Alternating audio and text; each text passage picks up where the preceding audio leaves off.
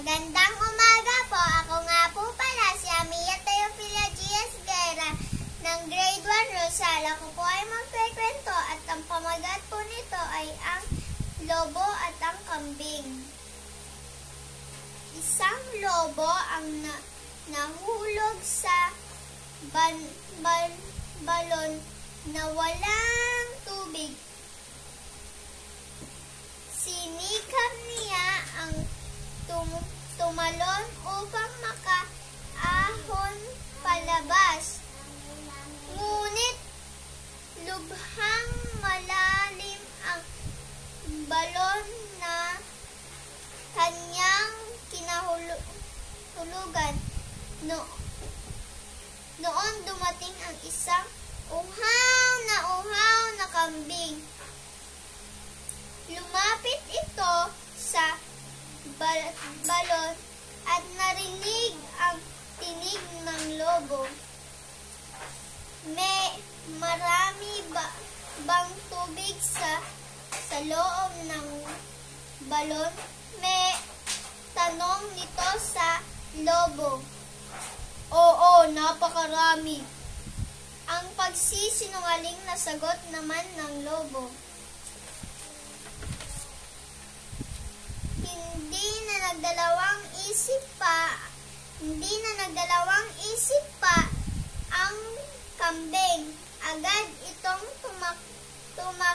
tumalon sa balon at nalaman na nang siya'y niloko lamang ng lobo. Ngayon pareho na tayong bilanggo ng balon na ito. Mamamatay tayo sa uhaw at gutom dito. Ang sabi ng kambing. Kung gusto mo makaalis dito, magtulungan tayo. Mayroon akong naisip na paraan kung papaano nating gagawin iyon. Papaano? Noon ipinatong ng lobo ang mga paa sa katawan ng kambing. Ako muna ang lalabas at katapos na kalabas na ako at saka kita hahatakin palabas. Pangako nito. Sige, ang sabi naman ng kambing. Nakalabas nga ng balon ang lobo sa tulong ng kambing.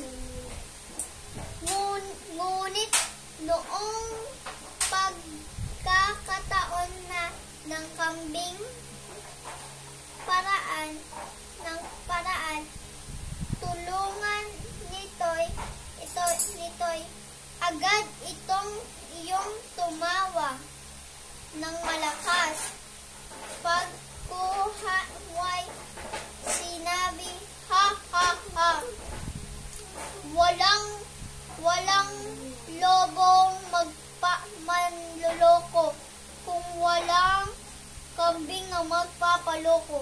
Malungkot na naiwan ang kambing sa malalim